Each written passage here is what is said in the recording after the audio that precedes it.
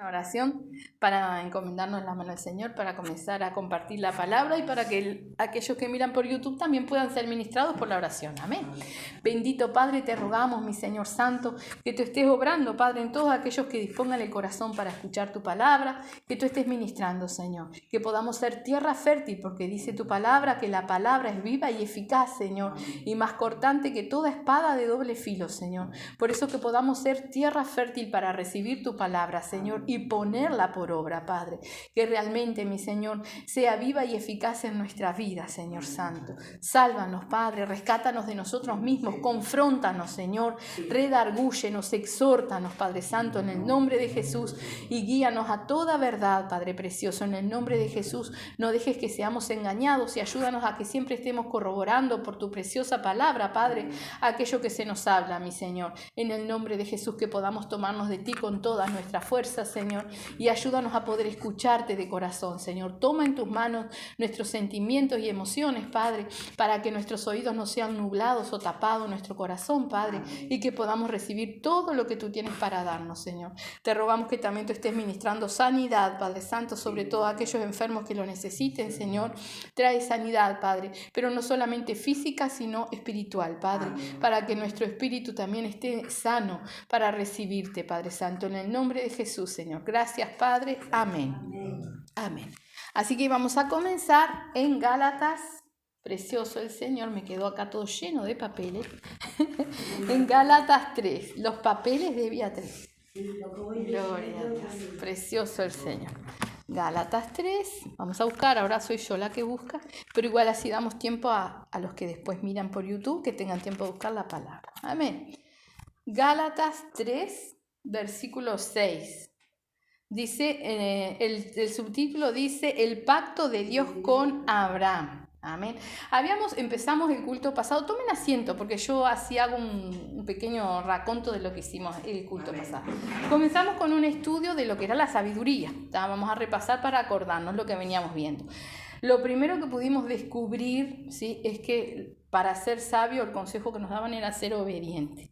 Y nos decía que la sabiduría, o sea, el principio, el comienzo, lo primero de la sabiduría era el temor a Dios, ¿sí? En el camino muchas veces, si a veces hemos adquirido el temor a Dios, lo perdemos. Cuanto nos contaminamos, nos apartamos, perdemos el temor, y es algo que no se puede perder porque perdemos la sabiduría. Por eso el Señor, cuando habla de los que se van, de los que se apartan, de los que no se congregan, dice que son necios. Incluso en la traducción más antigua dice locos, ¿no?, que no tienen cordura, porque la cabeza ya se contamina y no nos deja razonar, no nos deja acercarnos al Señor, porque nosotros mismos abrimos la puerta al diablo y nos apartamos, ¿verdad? Entonces el Señor le llama necios o locos, y por eso va en contrapuesto de lo que es la sabiduría. En principal, lo que llegamos el culto pasado fue que el principio de la sabiduría es el temor al Señor, ¿verdad? Y leíamos en Eclesiastés también cuando Salomón dice que el resumen de todas las cosas es temer a Dios y ser obediente a sus mandamientos, ¿verdad? O sea que eso es de sabios. Es de locos no hacerlo, ¿no? Entonces, bueno, que nosotros seamos cuerdos, seamos sabios y podamos ser obedientes, ¿sí? Y después otra cosa que habíamos visto era, dividíamos la historia, ¿no?, entre Adán, que es donde comienza la creación, Génesis, Moisés y nuestro Señor Jesucristo, ¿verdad? Decíamos que entre Adán hasta Moisés, el Señor hizo maravillas y trató con su pueblo. Aún en esa época, antes de que apareciera la ley, es cuando el Señor hace la promesa a Abraham, la promesa de fe, por la cual nosotros estamos incluidos en esa promesa, ¿no?, por creer en Él. Ahí el Señor hacía maravillas, buenas y malas, ¿no? O sea, pagaba las desobediencias o los errores, pero hacía maravillas para mostrarse al pueblo, para que tuvieran temor y obediencia de Él. No siempre funcionó, porque sabemos que el pueblo de Israel fue muy rebelde. Luego, con Moisés vienen los mandamientos, la ley, ¿sí?, que dice que haciendo esas cosas viviréis. pero como veíamos es muy difícil cumplir la ley, ¿verdad? Para el pueblo de Israel es muy difícil cumplir la ley. Por ejemplo, ¿no? O sea, más allá de que hay leyes, tan solo los 10 mandamientos, uno piensa a veces que son los 10 mandamientos nada más, pero en la ley que deja el Señor para el pueblo de Israel, en el Viejo Testamento, habían muchas otras cosas. Por ejemplo, no podían vestir de lino y lana, o sea, tenían que cuidar hasta cómo se vestían. Si la mujer, por ejemplo, tenía la menstruación, ¿sí? Tenía que salirse del campamento, no podía estar allí hasta que no se le terminara la menstruación. Muchas otras cosas, ¿verdad?, que eran la ley que el Señor había puesto. Era imposible cumplir toda la ley y salvarse por eso, ¿verdad? Porque aparte ellos ofrecían sacrificios de animales que tapaban el pecado, pero no pagaban el precio por el pecado, no eran perdonados sus pecados, sino que los cubrían y seguían, ¿verdad? Después aparece nuestro Señor Jesucristo. ¿Sí? Y entonces ahí, si bien la ley en los mandamientos sigue vigente, no en todas esas cosas que habla de lo que es la ropa, de lo que son otras cosas, no. Los mandamientos siguen vigentes porque no robarás, no matarás, no adulterarás, los mandamientos que todos conocemos, ¿verdad? Eso sigue vigente.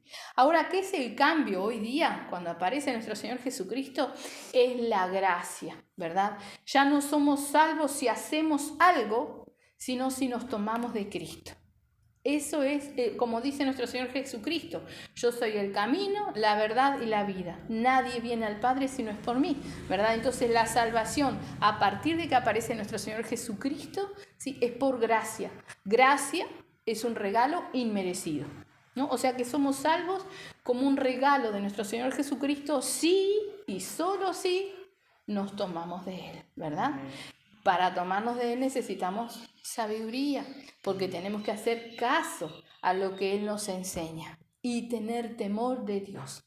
Entonces, hoy nos vamos a abocar a ir complementando eso y comenzar a conocer a Dios, a saber por qué hay que temerle, ¿verdad? ¿Por qué? ¿Y qué significa el temor, verdad? Yo no sé si traje hoy, a ver, creo que sí, la definición de temor, que era lo que tocábamos el culto pasado. Temor, dice, pasión del ánimo que hace huir o rehusar aquello que se considera dañoso, arriesgado o peligroso, ¿verdad? El Señor en la palabra nos enseña lo que no se debe hacer y lo que se debe hacer. Si somos sabios y tenemos temor de Dios, vamos a huir de lo que no se debe hacer.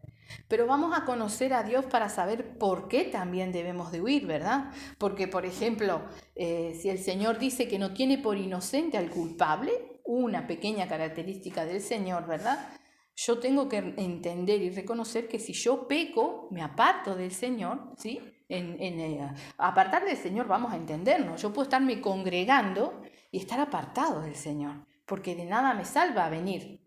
A mí me salva congregarme, me salva hacer la voluntad del Señor, me salva ser obediente. No me salva ir a una iglesia. Yo tengo que ser iglesia. Para yo ser iglesia tengo que hacer la voluntad del Señor, ¿verdad? Entonces, esto es ahora en la gracia, cuando vino nuestro Señor Jesucristo. Precisamente por eso es que decíamos y conversamos que hay que leer sobre todas las cosas de Mateo en adelante, porque esto es lo que nos atañe ahora. Esto es lo que nos enseña ahora, lo que nosotros tenemos que hacer y cómo agarrarnos de nuestro Señor Jesucristo. Amén. Los salmos tienen sabiduría, es cierto, pero tenemos que ver la obra de nuestro Señor Jesucristo, conocerla también, ¿verdad? Bueno, ahora vamos a comenzar aquí en Gálatas, ¿no? Dice pacto de Dios con Abraham. Recién lo mencionábamos también en este resumen, ¿verdad? Diciendo que a él se le hizo la promesa. Bueno, ahí en el 6 dice, así Abraham creyó a Dios y le fue contado por justicia. Sabed, por tanto, que los que son de fe, estos son hijos de Abraham, ¿verdad? O sea, si nosotros para ser salvos tenemos que creer. Para agradarle a Dios hay que creer, porque dice la palabra, es imposible agradar a Dios sin fe. Entonces tenemos que creer. Y si creemos, como siempre lo decimos, o sea, creer no es decir como la gente de allá afuera dice yo creo en Dios y no le hace caso. No, creer es poner por obra. Si yo no pongo por obra no puedo decir que creo, ¿verdad? Entonces dice ahí en el 8, dice, y la Escritura, previendo que Dios había de justificar por la fe a gentiles, y esos somos nosotros, dio de antemano la buena nueva a Abraham diciendo, en ti serán benditas todas las naciones. De modo que los de la fe son bendecidos con el creyente Abraham, porque todos los que dependen de las obras de la ley están bajo maldición, pues escrito está, maldito todo aquel que no permaneciera en todas las cosas escritas en el libro de la ley para hacerlas, ¿verdad? Ahí en este versículo 10 nos está diciendo lo que estábamos hablando recién. Por la ley nadie podía ser salvo, estaban bajo maldición, porque eran malditos, ¿sí? Si no cumplían, dice, todas las cosas, si no podían permanecer en todas las cosas escritas en el libro de la ley. Todas, eran muchísimas, ¿sí? Entonces ahí vemos que la ley nos salvaba. Por eso nosotros tenemos que abocarnos a la gracia y ese es nuestro Señor Jesucristo. Dice en el 11, y que por la ley ninguno se justifica para con Dios, es evidente, porque el justo por la fe vivirá. Lo dice ahí, nos está citando un pasaje que fue pronunciado en Habacuc 2:4, dice ahí, ¿verdad? El justo por la fe vivirá, ¿sí? Porque yo creo, tengo fe. Entonces, si tengo fe, pongo por obra y soy justificado, soy justo. No es que seamos justos porque somos buenos, somos justificados porque nos arrepentimos de nuestros pecados y el Señor nos justifica, nos limpia, ¿verdad? En el 12 dice, y la ley no es de fe, sino que dice, el que hiciere estas cosas vivirá por ellas, ¿verdad? Eran cosas que habían que hacer. Hoy en día podemos decir que no hay nada que yo pueda hacer que me salve.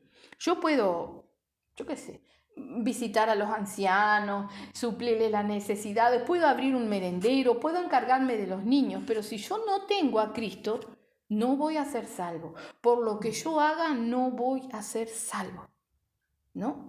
Precisamente es lo que hablamos de dejar nuestra vida en las manos del Señor y dejarnos guiar por Él. Porque las obras buenas que están preparadas de antemano para que nosotros las hagamos, son de Él. Él las tiene preparadas. Él nos va a guiar. En una de esas yo pienso que yo tengo que ir a las cárceles y el Señor me limpia y me usa para otra cosa. Nosotros somos a servicio de Él. Y cuando estamos a servicio de alguien, ¿no? Tenemos que hacer lo que Él nos manda, nos dice y nos hace sentir, ¿verdad? Amén. Dice ahí en el 13, dice, Cristo nos redimió de la maldición de la ley, hecho por nosotros maldición, porque está escrito, maldito todo el que es colgado en un madero, ¿verdad? Viene nuestro Señor Jesucristo bajo la ley, porque Él era judío, cumpliendo la ley en todas las cosas para demostrar a los judíos también que Él era el camino de la salvación. Hoy día el pueblo de Israel no es salvo por la ley, sino que tiene que tomarse de Cristo, ¿verdad? Para irse con Cristo en el arrebatamiento, ¿verdad? Entendemos, hay pueblo de Israel fiel a Dios, pero que no acepta a Cristo, no lo conoce, no lo entiende. Entonces, estos que son fieles a Dios van a permanecer y su salvación será cuando realmente reconozcan a Cristo, ¿verdad? Es pueblo escogido de Dios. Ahora nosotros que somos, como dice, gentiles, nuestra salvación es Cristo, la única. Tenemos que agarrarnos de Él ahora, que es tiempo, ¿verdad? Porque como dice ahí, Cristo viene. Entonces tenemos que estar prontos, ¿sí? Dice, vamos a leer de nuevo el 13. Dice, Cristo nos redimió de la maldición de la ley, hecho por nosotros maldición, porque está escrito, maldito todo el que es colgado en un madero, ¿verdad? Todos los que morían crucificados como murió nuestro Señor Jesucristo eran ladrones, asesinos, todos los que tenían una maldición encima, los que hacían cualquier cosa. Y Él murió así por nosotros siendo santo sin haber tenido pecado. En la cruz le son puestos todos nuestros pecados. Por eso Él le dice al Padre, Padre, ¿por qué me has desamparado? Porque Dios es justo y no acepta el pecado. No acepta el pecado, ¿verdad? Entonces, ¿qué hizo Dios?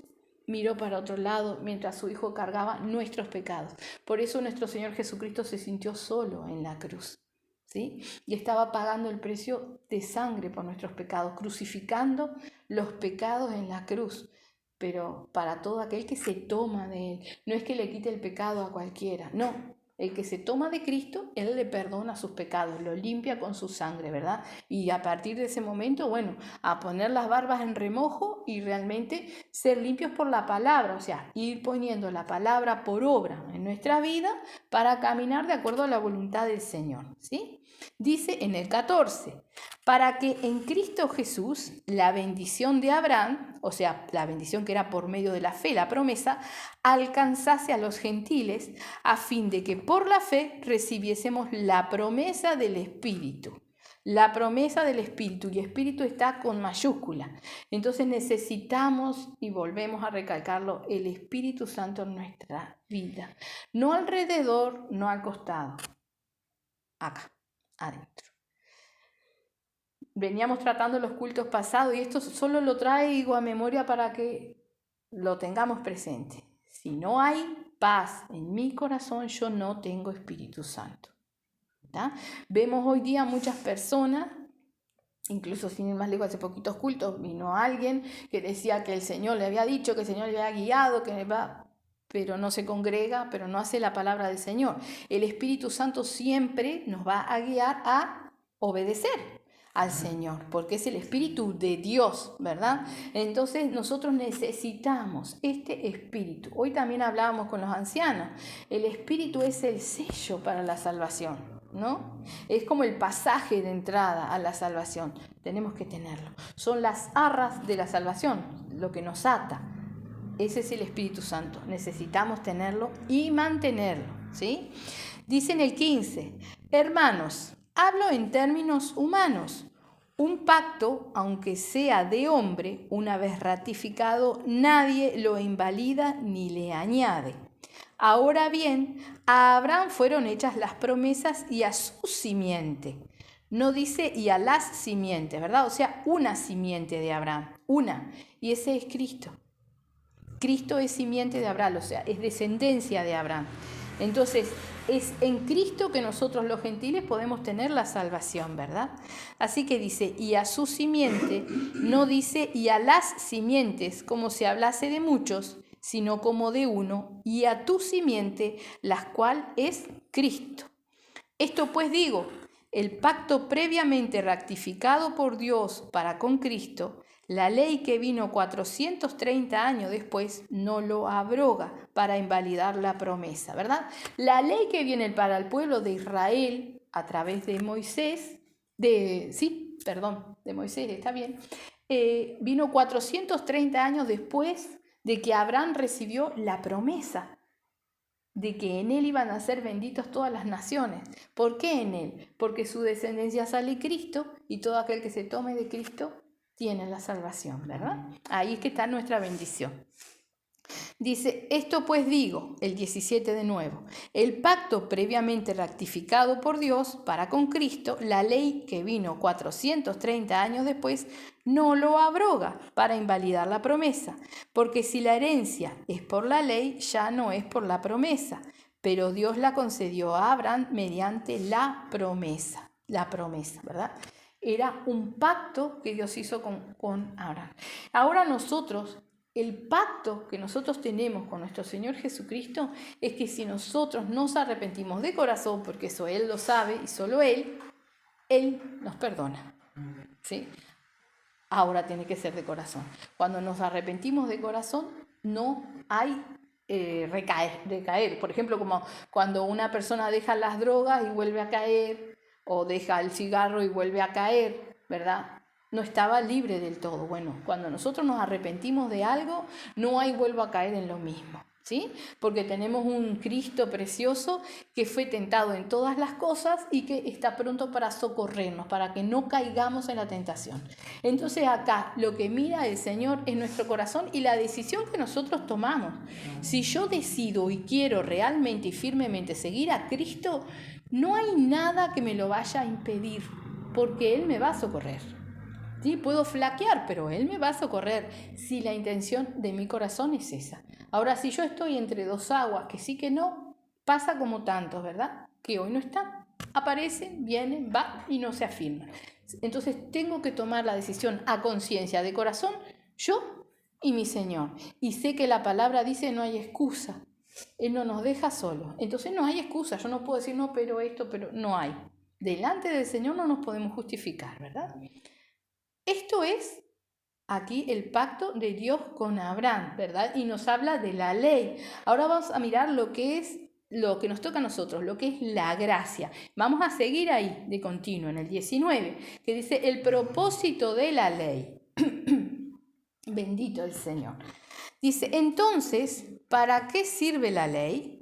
Fue añadida a causa de las transgresiones hasta que viniese la simiente a quien fue hecha la promesa, ¿verdad? Acordémonos que decíamos recién que entre Adán y Moisés el Señor hacía maravillas, se mostraba. Cuando Él se presentó en el monte, el pueblo de Israel se asustó tanto, después vamos a leer eso, ¿sí? Que le dijeron a Moisés que estaban espantados y no querían que Dios les hablara, querían que les hablara Moisés, porque tenían miedo de la presencia de Dios, ¿verdad? Hacía esas maravillas para que el pueblo temiera y fuera obediente. No funcionó. Les trajo la ley para que hicieran caso a lo que estaba escrito. No funcionó. No funcionó. Esa ley fue un paso intermedio, como lo dice acá, hasta que llegara su simiente, y esto es Cristo, nuestro Señor, ¿sí? Entonces, por eso dice, entonces, ¿para qué sirve la ley? Fue añadida a causa de las transgresiones hasta que viniese la simiente, a quien fue hecha la promesa, y fue ordenada por medio de ángeles en mano de un mediador, y el mediador no lo es de uno solo, pero Dios es uno. Luego, dice en el 21, dice, luego la ley es contraria a las promesas de Dios. De ninguna manera, porque si la ley dada pudiera vivificar, la justicia fuera verdaderamente por la ley. Mas la Escritura lo encierra todo bajo pecado, para que la promesa que es por la fe en Jesucristo fuese dada a los creyentes, ¿verdad? Todos, dice, somos pecadores, todos hemos sido destituidos de la gloria de Dios, ¿sí? Entonces necesitamos reconciliarnos con Dios, y eso es a través de nuestro Señor Jesucristo, ¿verdad? Dice en el 23, pero antes que viniese la fe, estábamos confinados bajo la ley, encerrados para aquella fe que iba a ser revelada. De manera que la ley ha sido nuestro ayo para llevarnos a Cristo, a fin de que fuésemos justificados por la fe. La ley viene a mostrar que por nuestros hechos, por nuestras obras, no podemos ser salvos. No tenemos salvación, no nos acercamos a Dios, ¿verdad? Entonces, un ayo es como el palito que está en la planta, que lo ayuda a estar derechito. Un ayo es como una niñera o alguien que nos cría y nos va educando. Eso es un ayo, ¿verdad? Eso vino a ser la ley, encaminándonos, dándonos a conocer los 10 mandamientos, mostrándonos que no podemos cumplir toda la ley para ser salvos, que es imposible ser salvos por lo que hacemos, porque eso no nos cambia el corazón. Hacer cosas no nos cambia el corazón. Solo Cristo nos cambia, ¿verdad? Entonces es imposible. Por eso viene nuestro Señor Jesucristo, ¿verdad? Así que dice en el 24, y vamos a leerlo de nuevo. De manera que la ley ha sido nuestro ayo para llevarnos a Cristo, a fin de que fuésemos justificados por la fe. Pero venida la fe, ya no estamos bajo ayo, pues todos sois hijos de Dios por la fe en Cristo Jesús. O sea, no hay una niñera, no hay alguien que me encamine. Es Cristo y solo Cristo. O sea, nosotros le pedimos, Él nos guía. Nosotros buscamos de Él, Él nos enseña y nos encamina. Amén. Precioso el Señor. Alabado sea su nombre. Así que dice en el 27, dice, porque todos los que habéis sido bautizados en Cristo, de Cristo estáis revestidos. Ya no hay judío ni griego, no hay esclavo ni libre, no hay varón ni mujer, porque todos vosotros sois uno en Cristo Jesús, ¿verdad? O sea, si somos bautizados, y no se refiere simplemente a lo que es el bautismo de agua, ¿sí? Que sabemos que en la inmersión nosotros morimos con Cristo y resucitamos con la aspiración a ser una nueva criatura, una aspiración, un deseo de poder cambiar. Está en nosotros, ¿verdad? Si nosotros nos tomamos realmente, eso sucede, y si no, no sucede. Algunos lo hacen más rápido, otros se demoran más tiempo. Está en cada uno de nosotros, ¿verdad?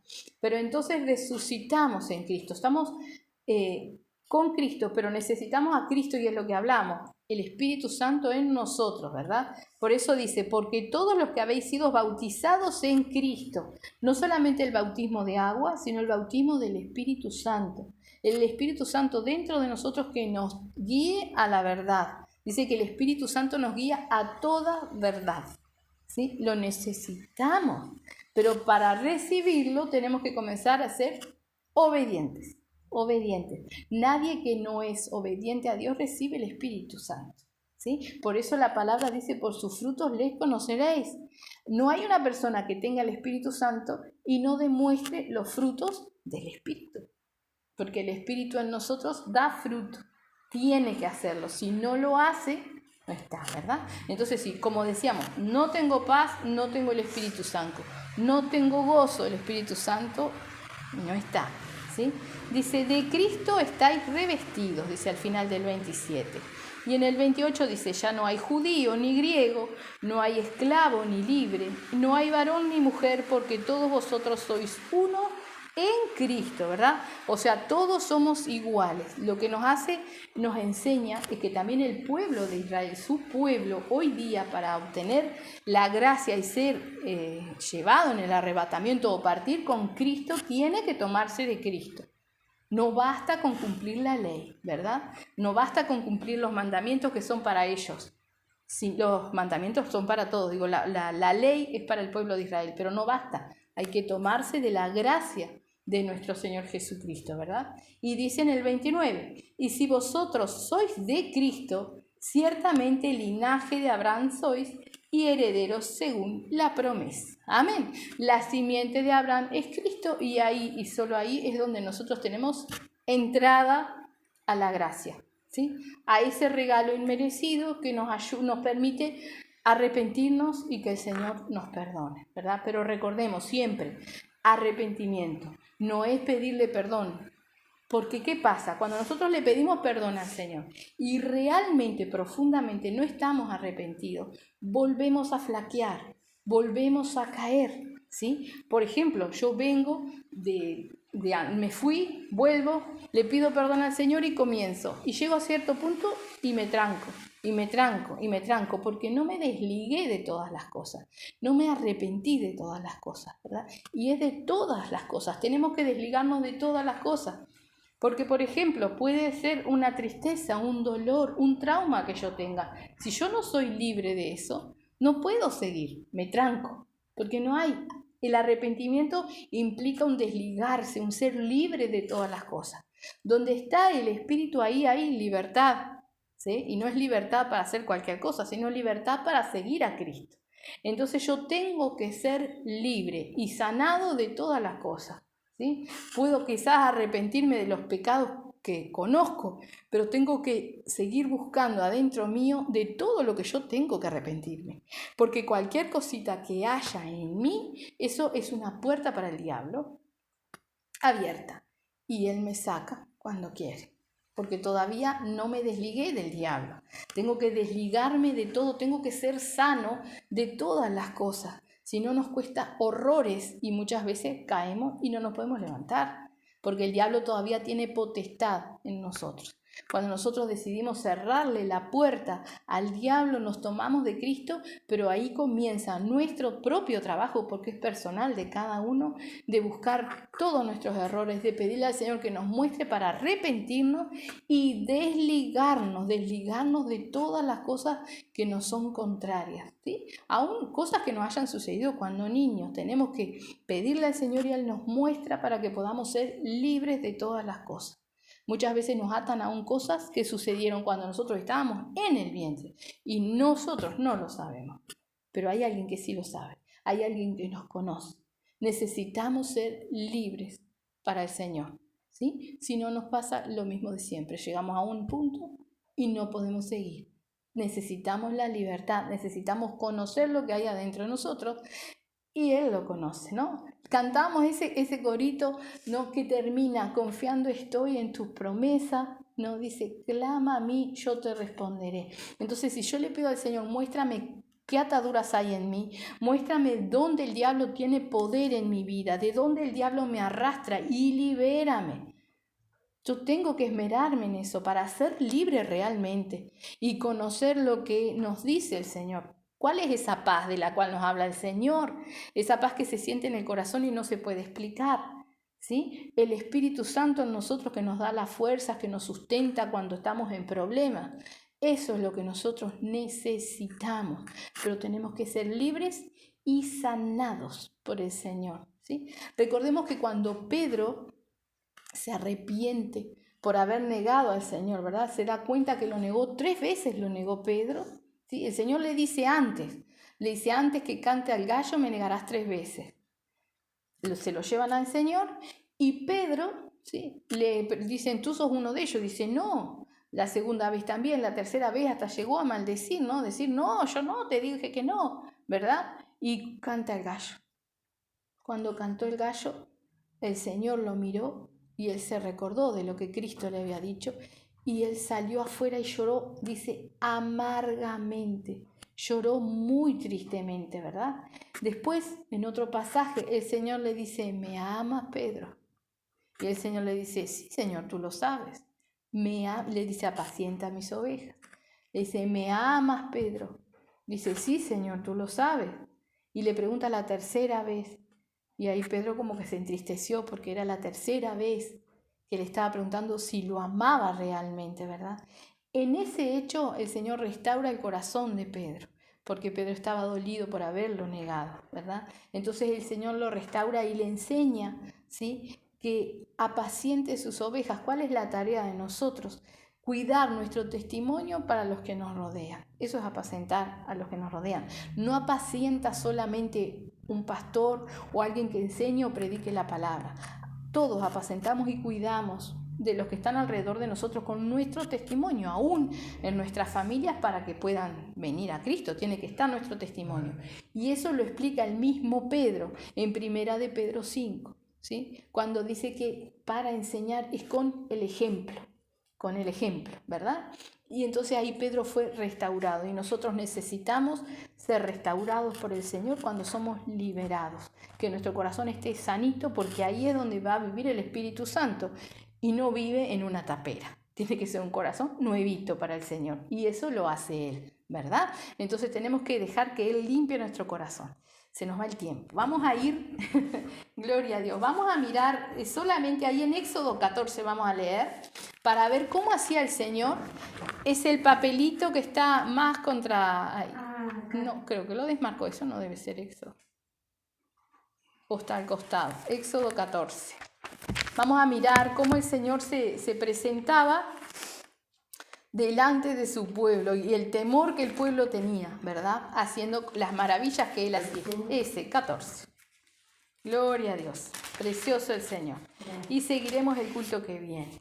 Precioso el Señor. 14. En el 1 comenzamos. Amén.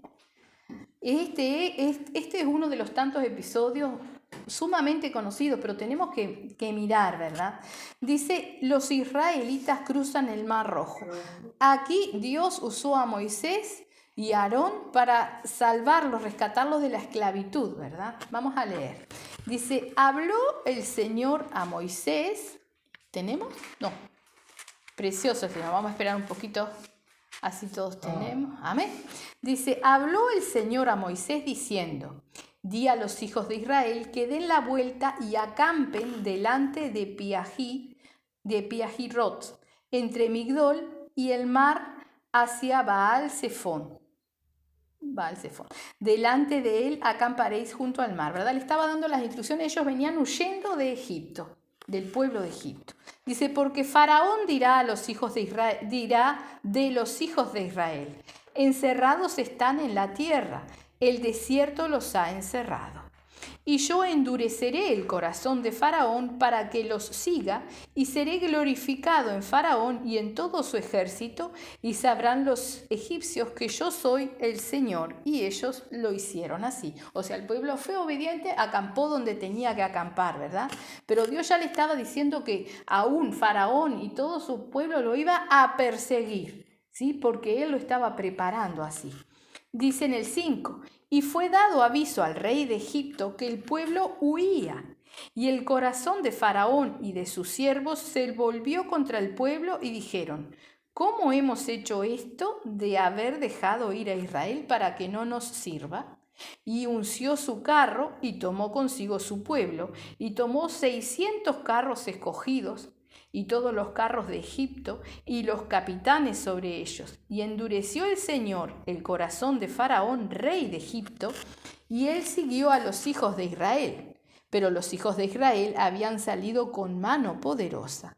Siguiéndolos, pues, los egipcios con toda la caballería y carros de Faraón, su gente de a caballo y todo su ejército, los alcanzaron acampados junto al mar, al lado del Pi Hahirot, es difícil los nombres, delante de Baal-Zephón. Y cuando Faraón se hubo acercado, los hijos de Israel alzaron sus ojos, y aquí que los egipcios venían tras ellos.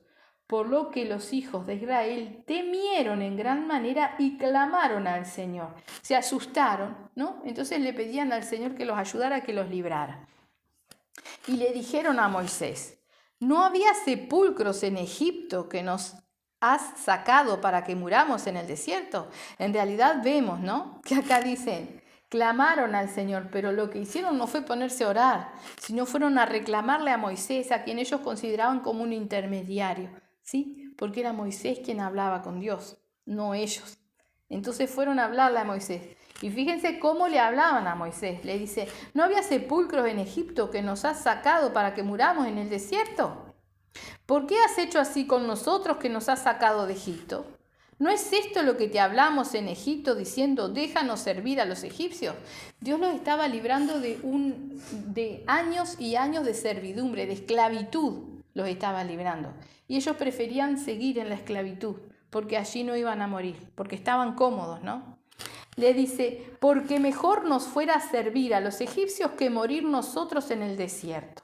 Y en el 13 dice: y Moisés dijo al pueblo: no temáis, estad firmes y ved la salvación que el Señor hará hoy con vosotros, porque los egipcios que hoy habéis visto, nunca más para siempre los veréis. Eso le contesta Moisés al pueblo.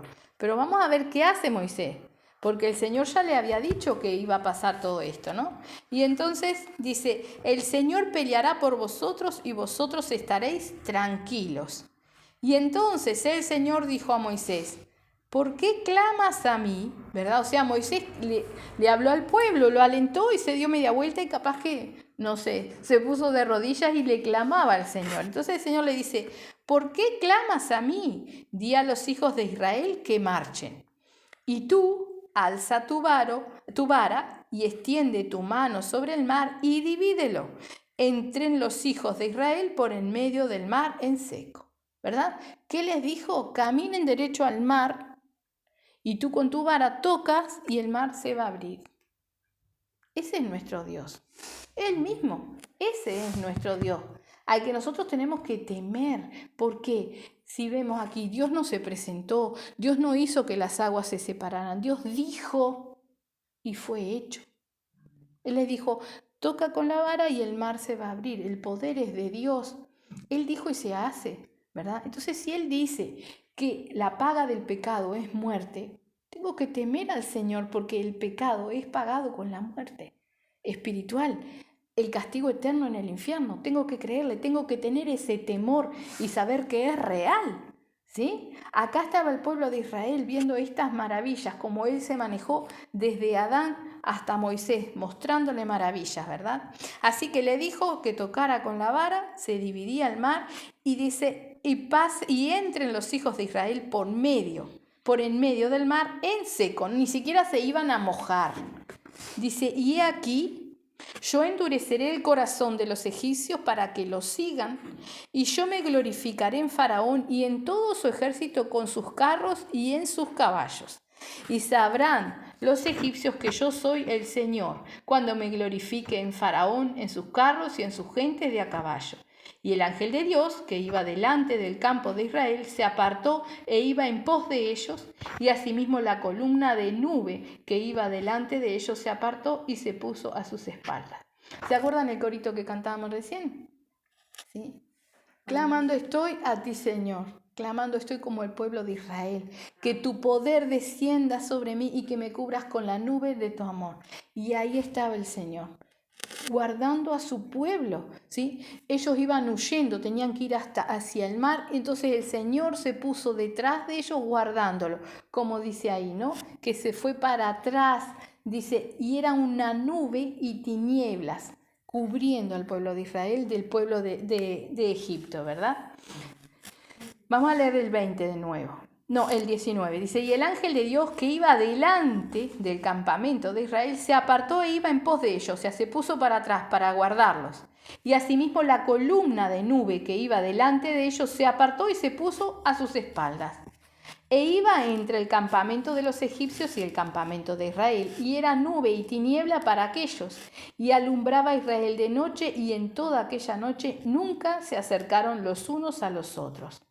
Y extendió Moisés su mano sobre el mar, e hizo el Señor que el mar se retirase por recio viento oriental toda aquella noche, y volvió el mar en seco, y las aguas quedaron divididas, ¿verdad? Moisés fue obediente, puso la vara, y el Señor mandó un viento recio que dividió las aguas. Toda la noche estuvo ese viento, dividió las aguas y dejó camino seco para que el pueblo de Israel pasara, ¿verdad? Dice, entonces en el 22 los hijos de Israel entraron por en medio del mar en seco, teniendo las aguas como muro a su derecha y a su izquierda. Imagínense, ¿no? Caminar con metros y metros de una pared de agua, ¿no? Y nosotros en el medio, en seco. Eso es lo que hizo el Señor para salvar a tu pueblo. Ese Dios, al mismo que nosotros le cantamos, no hay Dios tan grande como tú, y no lo hay. Pero nosotros creemos realmente que Él es tan grande. Tenemos que tener temor de Él, ¿sí? Dice, y siguiéndolos, en el 23, los egipcios entraron tras ellos hasta la mitad del mar, toda la caballería de Faraón, sus carros y su gente de a caballo. Aconteció a la vigilia de la mañana que el Señor miró el campamento de los egipcios desde la columna de fuego y nube y trastornó el campamento de los egipcios. O sea, encima el Señor miró para atrás y vio que venían y los complicó ahí, los trastornó. No sé, los habrá confundido. Dice, miren lo que hizo, acá dice lo que hizo. Y quitó las ruedas de sus carros y los trastornó gravemente, o sea, les desarmó los carros, le puso desperfecto en los carros. Dice, entonces los egipcios dijeron, huyamos de delante de Israel, porque el Señor pelea por ellos contra los egipcios. Y el Señor dijo a Moisés, extiende tu mano sobre el mar para que las aguas vuelvan sobre los egipcios, sobre sus carros y sobre su caballería. Entonces Moisés extendió su mano sobre el mar, y cuando amanecía el mar se volvió con toda su fuerza, y los egipcios al huir se encontraban en el mar. Y Jehová, el Señor, derribó a los egipcios en medio del mar. Y volvieron las aguas y cubrieron los carros y la caballería y todo el ejército de Faraón que había entrado tras ellos en el mar. No quedó de ellos ni uno. Y los hijos de Israel fueron por en medio del mar en seco, teniendo las aguas por muro a su derecha y a su izquierda. Así salvó el Señor aquel día a Israel de mano de los egipcios. E Israel vio a los egipcios muertos a la orilla del mar. Y vio Israel aquel grande hecho que el Señor ejecutó contra los egipcios, y el pueblo temió al Señor y creyeron al Señor y a Moisés su siervo. ¿Verdad? Ahí el pueblo vio la grandeza de la obra del Señor y creyeron en Él y temieron, o sea, respetaron. Les duró poco, digamos, porque después si seguimos viendo, el pueblo fallaba una y otra vez, pero cada vez que el pueblo clamaba al Señor, el Señor les respondía. Cuando ellos se arrepentían, se volvían del mal que estaban haciendo, el Señor los bendecía, los guardaba y los protegía. En la gracia de hoy, ¿verdad? Es así, pero solamente si hay arrepentimiento sincero. Si no lo hay, no es así, ¿verdad?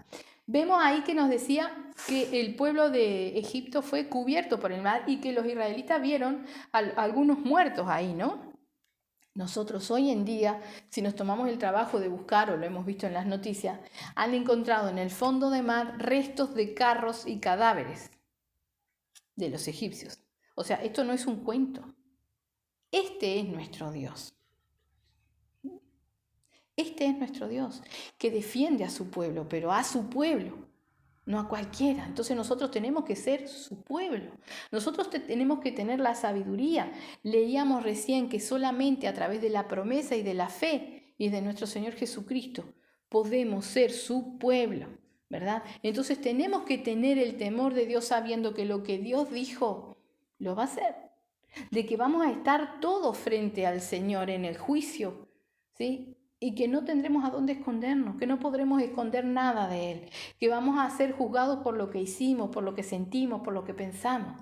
Entonces, en cada uno de nosotros, para que tengamos ese temor, lo primero es tomar la decisión de que si realmente yo quiero seguirte y servirte, ahora ayúdame. O sea, solos no podemos solos. Y no podemos, o sea, no podemos depender de nadie más. Yo y el Señor, ¿sí? Ser obediente a la palabra. La palabra nos dice que tenemos que estar sujetos a un pastor, que tenemos que ser obedientes a las autoridades por él puestas, tanto afuera como adentro en la iglesia, ¿verdad? Un consejo, algo, pero nuestra relación fuerte, firme y quien nos guía a toda verdad es el Espíritu Santo de Dios. Entonces nuestra relación es con Dios. Yo no puedo depender o agarrarme de hombre, de mujer, de nadie, ¿verdad? Entonces se trata de eso. Primeramente, la decisión firme cada día de seguir y servir a nuestro Señor Jesucristo. Y su ayuda es lo que necesitamos. La gracia, su ayuda. Amén. Después vamos a seguir. Este tema da para mucho. Solamente este es un pasaje para ver realmente las maravillas que el Señor hizo, para que su pueblo temiera, le respetara, huyera de las cosas malas, sabiendo que si estamos en su obediencia, el Señor nos libra de todas las cosas, ¿verdad? Es como un ejemplo que ha quedado para nosotros. Entonces que realmente nosotros podamos seguir. Vamos a seguir mirando hasta poder conocer todas las cualidades de Dios y saber cómo Él es. Decíamos que no tiene por inocente al culpable, ¿verdad? Eso es una cosa chiquitita. Otra que nos garantiza a nosotros que siempre es algo que alienta mi fe, es que Él no quiere la muerte del que muere. Entonces, la muerte es espiritual y física, obviamente, ¿no? Pero sobre todo la espiritual. Entonces sabemos y tenemos garantía en esa cualidad del Señor de que Él no quiere la muerte del que muere, de que si yo quiero servirlo y seguirlo, Él me va a dar la victoria. No es que te digan, no, tú no puedes, no puedo si no me arrepiento, no puedo si no me decido. Nadie me puede echar en menos si yo realmente quiero seguir a Cristo, porque es mi relación con Cristo, ¿verdad? Amén. Vamos a hacer una oración entonces. Bendito Padre, te damos las gracias, mi Señor, por tu preciosa palabra, Padre. Gracias, Señor. Te rogamos que tú nos ayudes, Padre Santo bendito, a poder conocerte, Señor, para tener ese temor, esa reverencia, ese amor y para que realmente podamos ser obedientes, Padre. Mi Señor, dice tu preciosa palabra que aquel que tenga falta de sabiduría te la pida y tú la darás, mi Señor. Mas muchas veces nos confundimos con sabiduría, Padre Santo bendito, con saber hablar, mi Señor, o predicar, Padre. Enséñanos a tener temor de ti, Señor. Esa es la sabiduría que más queremos, Señor. Enséñanos a temer, Padre Santo, a respetarte, a glorificar tu santo nombre, Señor. Cámbianos, Padre, rescátanos, sálvanos, mi Señor. Necesitamos de ti, Padre. Necesitamos que tú ministres en nuestra vida, Señor. Hemos visto, Padre, hemos repasado en tu palabra, Señor, que no hay nada que hagamos que pueda salvarnos, mi Señor. Por eso ayúdanos, tú nos conoces, tú conoces lo limitado de nuestro ser, tú conoces lo poquito de nuestra inteligencia, Señor. Y aún la inteligencia humana que podamos tener de nada nos sirve, Señor. Haznos nuevos, mi Señor. Danos esa sabiduría para salvación, esa sabiduría que nos enseña a temer, a respetar, a ser obedientes, Padre. Rescátanos, mi Señor, rescátanos, Padre, te lo rogamos. En el nombre de Jesús, ayúdanos a estar preparados, Padre bendito, para tu venida, Señor. Te rogamos, Padre, que tú estés ministrando sobre cada uno de los que estamos aquí, Señor. Que tú estés ministrando sobre todos aquellos que luego mirarán o escucharán la prédica, Padre Santo, en el nombre de Jesús, Señor. Ministra y salva, rescata, Padre Santo, en el nombre de Jesús, Señor. Bendice a todo tu pueblo, Padre, y glorifícate y lleva sanidad a todos los quebrantados, Padre Santo bendito. Y Señor, te rogamos siempre, Padre, por aquellos que son perseguidos, Señor, que tú les des las fuerzas para seguir y consueles sus corazones, Padre. para que no te nieguen, Señor, y pronto puedan tener su corona, Padre.